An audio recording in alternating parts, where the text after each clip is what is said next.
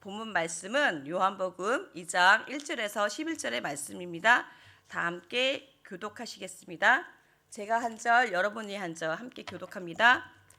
사흘째 되던 날 갈릴리 가나에 혼례가 있어 예수의 어머니도 거기 계시고 예수의 제자들도 혼례에 포도주가 떨어진지라 예수가 어머니가 예수에게 이르되 저들에게 포도주가 없다 하니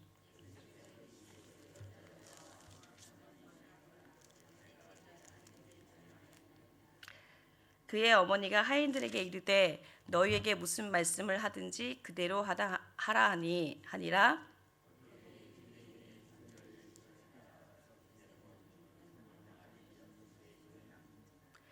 예수께서 그들에게 이르시되 항아리에 물을 채우라 하신즉 아귀까지 채우니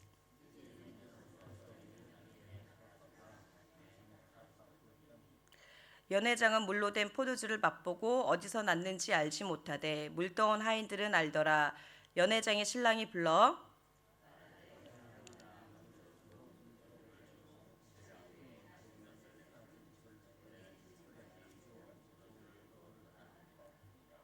예수께서 이 첫 표적을 갈릴리 가나에 행하여 그의 영광을 나타내심에 제자들이 그를 믿으니라. 아멘. 제가 올 초에 3월 아니면 4월 달에 제가 일이 있었습니다. 제가 장애인 케어를 하는 일을 하는데 그날 이제 제가 6시 반에 일을 마쳤어요. 마치고 집에 가려고 제 차가 파킹되어 있는 곳으로 제가 걸어갔습니다.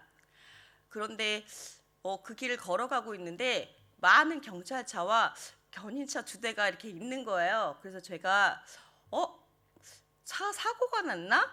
그러면서 이렇게 한 걸음 한 걸음 제가 제 차 있는 곳으로 가게 되었어요. 그런데 제 차 앞으로 가까이 갈수록 왠지 제 마음에 불안함이 생긴 거예요.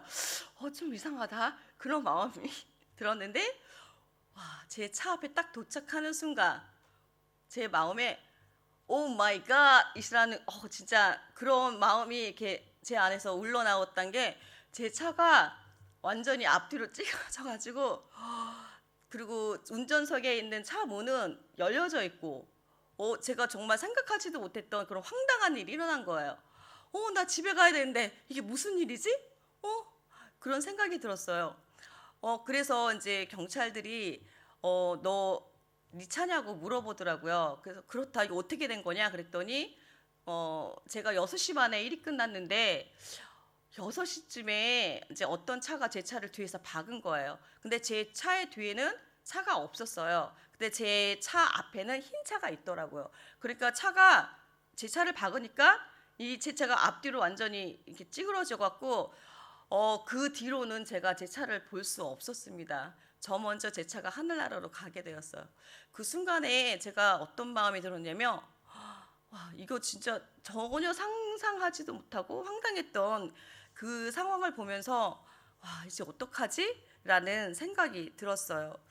그리고 그 차를 이제 보험 처리를 했었고, 그리고 제가 2개월 동안 이제 차가 없이 일하러 다니게 됐고 교회도 오게 되었는데 그 2개월 동안 차가 없이 다니니까 정말 불편하더라고요. 그래서 2개월 동안 저의 기동력에 결핍이 생긴 거예요.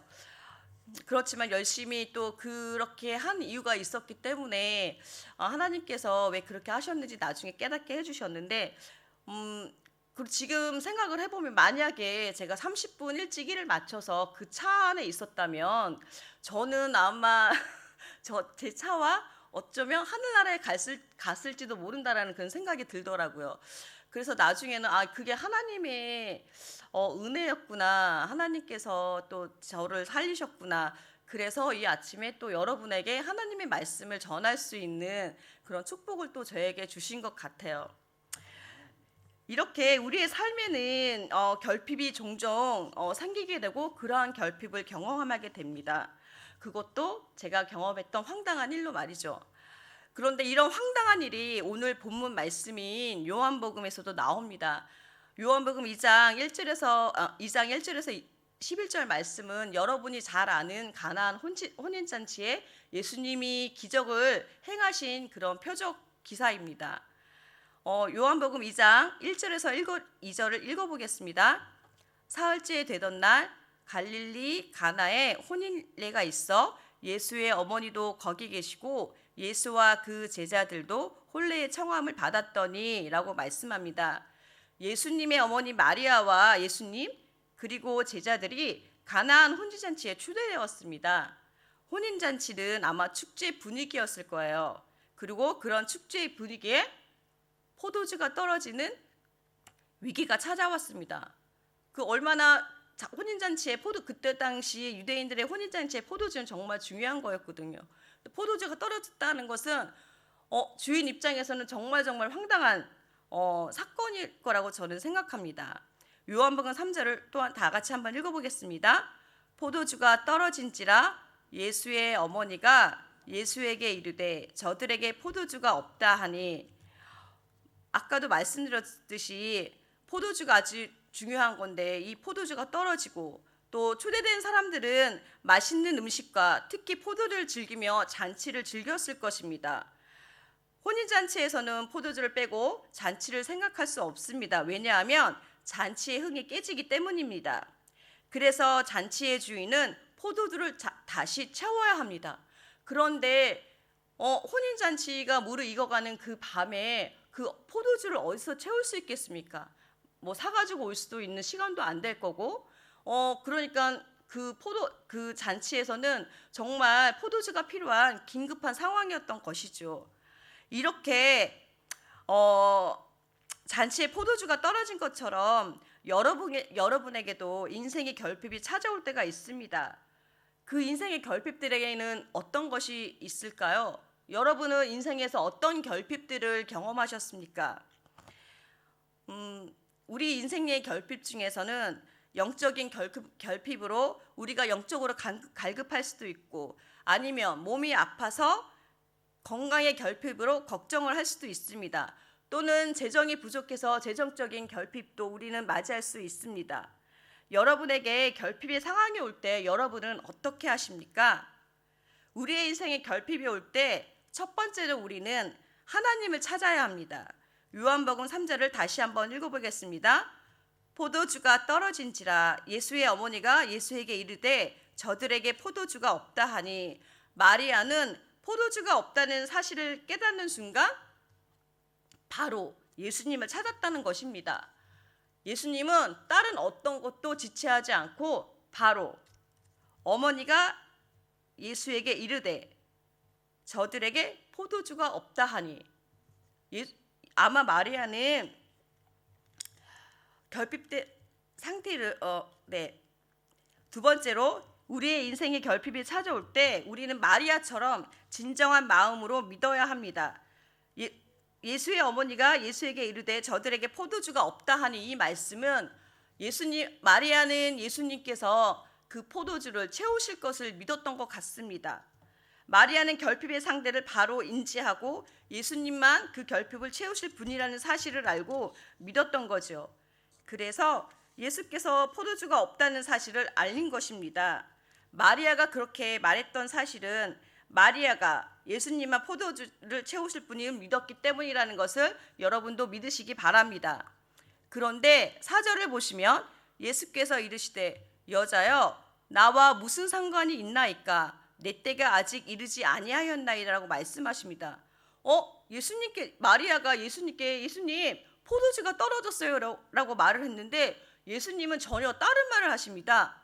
자신의 때가 되지 않았다고 말씀을 하십니다. 이렇게 여러분에게 예수님이 말을 한다면 어떻게 생각하시겠습니까? 그런데 마리아는 예수님의 그 말에도 불구하고 5절 말씀에 보면 그의 어머니가 하인들에게 이르되 너희에게 무슨 말씀을 하든지 그대로 하라라고 말을 합니다. 마리아는 전혀 예수님이 말한 것과 다른 게 또 하인들에게 지시하는 거죠. 아마 마리아는 예수님 때가 이르지 않았어도 예수님이 하나님의 아들이라는 사실을 그 누구보다 잘 알고 있었던 분인 거죠. 왜냐하면 마리아는 자신의 몸에서 예수님이 성령으로 잉태되어 태어난 사실을 그 어느 누구보다도 잘 알고 있었기 때문이죠. 그러니 마리아는 예수님만이 떨어진 포도주를 채우실 분이라는 사실을 알고 믿었던 것 같습니다.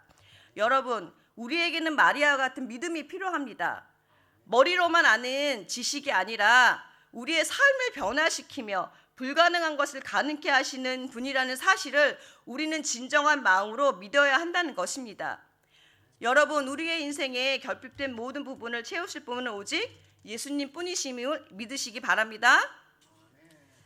그러한 믿음으로 우리가 해야 할 때 마지막 단계는 바로 무조건적인 순종입니다.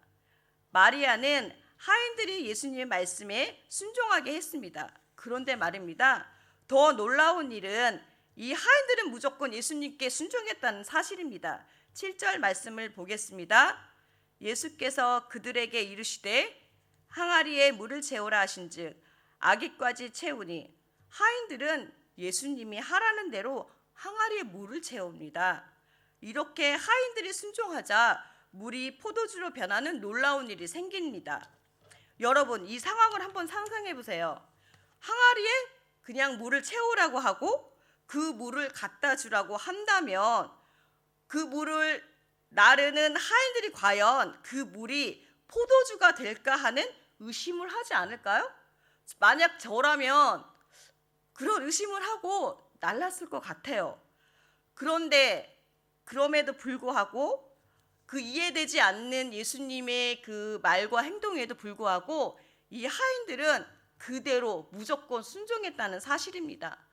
우리는 때로는 우리에게 하나님의 말씀을 하거나 때로는 우리 교회나 아니면 또 우리가 다니는 직장에서 나에게 어떤 것을 시키거나 이렇게 할 때 무조건적으로 순종한다는 것이 쉽지는 않습니다. 그것이 이론적으로 이해되어져야지만 우리는 그것을 하게 됩니다.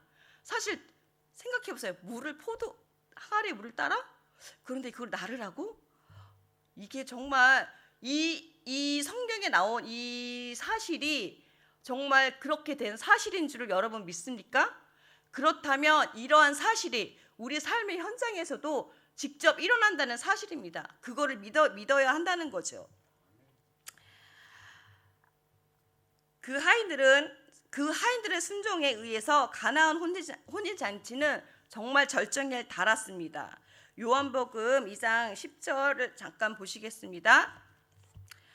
제가 10절 다 같이 읽어보겠습니다. 말하되 사람마다 먼저 좋은 포도주를 내고 취한 후에 낮은 것을 내거늘 그대는 지금까지 좋은 포도주를 두었도다 하니라. 예수께서 이 표적을 갈릴리 가나에서 행하여 그의 영광이 나타내심에 제자들이 그를 믿으니라. 그 혼인잔치는 그 하인들의 순종을 통해서 축제의 잔치 분위기가 더 무르익었다는 것입니다. 또한 그것을 통해서 하나님은 자신을 드러내셨습니다. 예수 그리스도의 영광이 나타났기 때문에 많은 사람들이 예수님을 믿게 되었다는 사실이죠. 사람들은 그 잔치의 축제의 분위기를 즐기며 그 자리를 축복했을 것입니다. 여러분, 예수님만이 우리의 결핍을 채우시는 분이심을 믿으시기 바랍니다. 결핍이 생겼다고 해서 우리는 실망하거나 낙심하지 말아야 합니다. 결핍이 가져다 주는 축복을 누리는 우리 성도님들이 되시기를 축복합니다. 여러분 안에 결핍이 생길 때 예수님을 찾으시고 믿으시고 순종함으로 나아가십시오. 예수님의 말씀에 순종하십시오. 예수님만이 우리의 결핍을 채우시고 우리를 축복하시는 분인 줄 믿으시기 바랍니다. 하나님을 신뢰하는 성도 여러분이 되시기를 축복합니다.